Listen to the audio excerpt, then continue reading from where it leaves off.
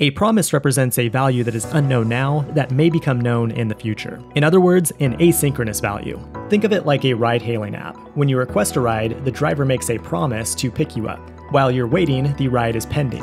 In the future, if all goes according to plan, the driver will resolve to pick you up, then take you somewhere, at which point your ride has been fulfilled. But in some cases, the driver might reject your ride, in which case you'll need to catch one somewhere else. Either way, the original request is now finally settled.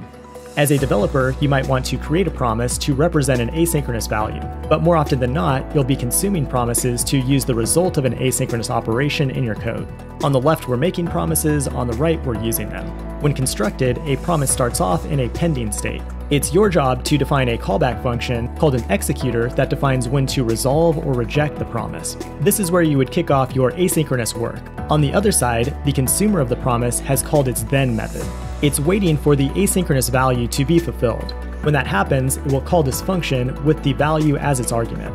We fulfill the promise by calling resolve, but there's always the possibility of an exception. In that case, we can reject the promise and send the error back down to the consumer, which can use the catch method and an entirely different function for handling exceptions. And if you just want to run some code no matter what, you can use finally to handle both possibilities.